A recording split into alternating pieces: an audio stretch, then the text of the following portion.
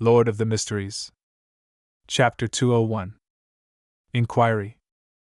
Klein held his breath with his back against the wall as he faced the darkness of the corridor. What's Captain doing? What's wrong with him? Was he drinking blood? Is this a sign of him losing control? Klein's mind was a mess, incapable of effective thought. Nearly 20 seconds later, Klein clenched his teeth. With the help of the control he had over his body as a clown, he silently made his way down the stairs. Later, he then intentionally took heavier footsteps and made his way back to the door of Madame Sharon's bedroom. Klein looked in to see the captain wrapping sealed artifact 3-0271 with a black cloth. His expression was serious, his face clean. It was as though what Klein had seen just now was only an illusion. Glancing sideways, Klein saw nothing abnormal with Kenley's body. It was the same as it had been. He inhaled and asked, "Captain, how am I going to confirm if those servants are still asleep? I can't make an accurate judgment just based on spirit vision alone. They'll have various emotional reactions due to their dreams which will be reflected in the color of their auras." Dunsmith fiddled with the spirit medium mirror and was silent for a few seconds. He said with a raspy voice, "I'm sorry. I forgot about that. I've made too many mistakes tonight. There's no need for you to check, I'll confirm it." He lifted his hand and pressed his glabella, then he closed his eyes, allowing formless ripples to spread towards the first floor. It was crystal clear to a nightmare if anyone was asleep or not. Klein froze when he saw this. He looked down and bit at the insides of his lips. "Captain, were you really drawing me away just now? What are you doing? Do you know what you're doing?"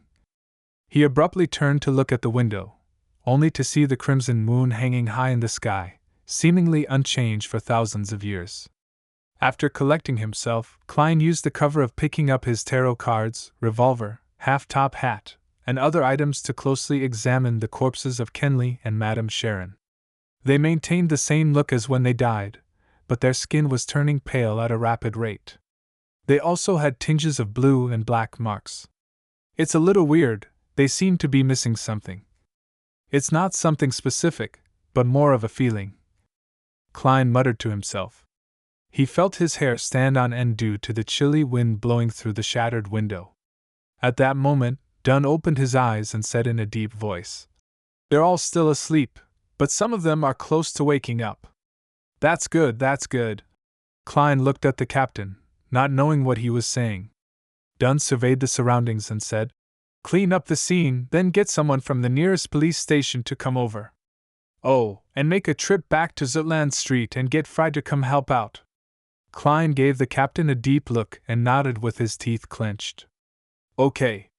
With Dunn's help, Klein quickly cleaned up the scene and left Madame Sharon's house through the front door. Walking through the garden and coming outside, Klein couldn't help but look back. All he saw was the silent nursery in the darkness. There was no light at all. He turned, his heart heavy. He soon located the nearest police station based on his memory. This was common knowledge to the Nighthawks. Knock. Knock. Knock. Klein knocked on the steel door. Some time later, the officer on duty passed through the courtyard with a lantern in hand. He opened the door and observed Klein suspiciously. "What's the matter?" Klein failed to force any expression. With a heavy face, he produced his documents and showed it to the police officer. "There's a serious murder case at 15 Osna Street. Immediately call for other officers to head there to help out." The police officer lifted his lantern and scrutinized the documents before putting his feet together and saluted. "Yes, sir." Having settled this, Klein headed back to Zutland Street on a rental carriage. On the way back, he sat in the dark carriage. His thoughts were in a mess and unfocused. Kenley is dead. I remember that he was recently engaged. His parents are still alive. What was the captain doing just now? Does he crave fresh blood? Or does he have other motives? His memory is still as poor as before, without any obvious improvement. This means that he doesn't have the warning signs of losing control. But he's known about the acting method for some time now. Does the fact that his memory hasn't improved mean that there's a problem? No. It must be because the captain is still figuring out the proper way to act as a nightmare. Yes, the most important reasons why Kenley died was because of sealed artifact 30271. It was the captain who gave it to him. What am I thinking? It was a logical decision back then. It was also the captain who suggested using sealed artifact 3-0271. Calm down, I cannot make blind guesses. But I cannot wait around either, or the situation might worsen. I'll send a letter to Madame Daly later, and see if she knows what this situation means. Even if she doesn't know the exact answer, she'll definitely understand the signs of danger, and inform the Holy Cathedral. That way, we can smother the problem in the cradle and get the captain back to normal. No, the captain might not have a problem. I might have misunderstood something. I'll see what Madame Daly says. Klein had already made a decision when the carriage arrived at 36 Zetland Street. He was no longer flustered and helpless as before. He went up the stairway toward the entrance of the Blackthorn Security Company with heavy steps and opened the door from a key he fished out. The familiar setting calmed him down considerably.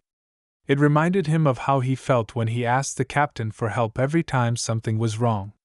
Taking a deep breath, Klein went to the recreation room and found Fry reading alone under the gas lamp. Fry turned to look at Klein, his cold face revealing a look of concern and worry. Did something happen? Where's Captain and Kenley? Klein replied with a raspy voice. Kenley's dead. He died at Madame Sharon's hands.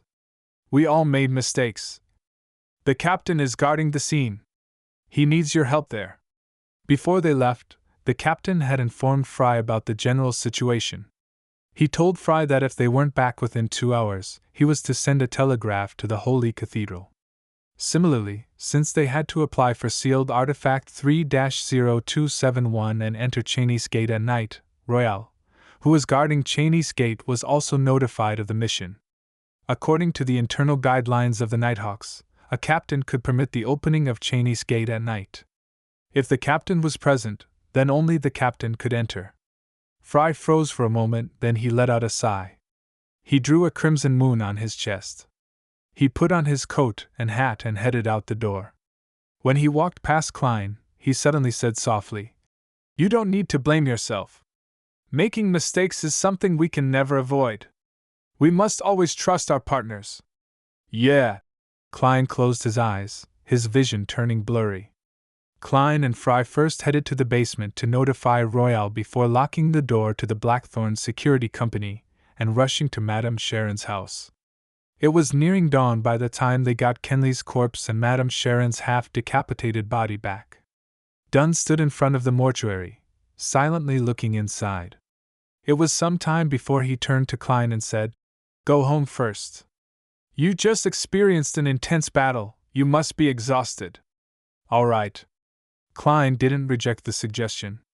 He puckered his lips and stole a glance at the captain before quietly leaving the Blackthorn Security Company. He took a carriage back to Daffodil Street.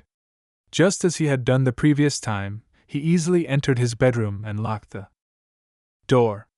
Taking out the silver ritual dagger, Klein sealed the room with a wall of spirituality. He then sat at his desk and wrote urgently, "Dear Madame Daly, I've noticed that there's something odd about the captain recently. During a mission, he secretly..." Klein stopped when he reached this point. His mind had gone blank. He didn't know how to continue or how to describe the incident. "Pa!" He threw the pen and crumpled the piece of paper in front of him into a ball. Looking at it, he pounded heavily on the table, sending a reverberating thump across the room. Klein closed his eyes and covered his face with his hands. He didn't move, as if he had become a statue. 5 minutes later, he sighed. He put down his right hand and burned the ball of paper with his spirituality. He watched it turn to ash as it fell into the bin.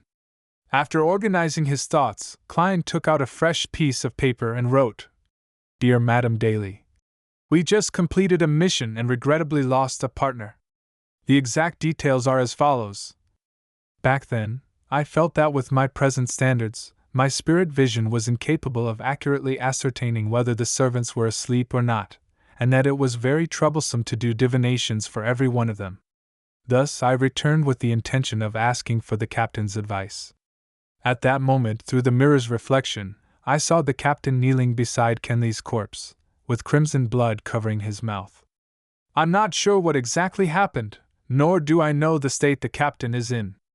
I hope that you can give me an answer. After writing this, Klein read the letter again with a heavy heart before folding it in half. He then set up a ritual and activated his spirit vision to summon Daly's messenger.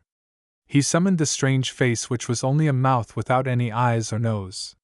He saw the red tongue laced with irregular sharp teeth, and 5 pale fingers on the tip of the tongue. Klein silently handed the letter over. When everything was restored back to normal again, he sat down and continued writing. This time, he planned to ask Mr. Azek. On a recent mission, something strange happened to my superior. He sent me away and kneeled beside the corpse of a teammate. His mouth was covered in crimson blood. Have you encountered something like this in your memories before? How can I help my superior?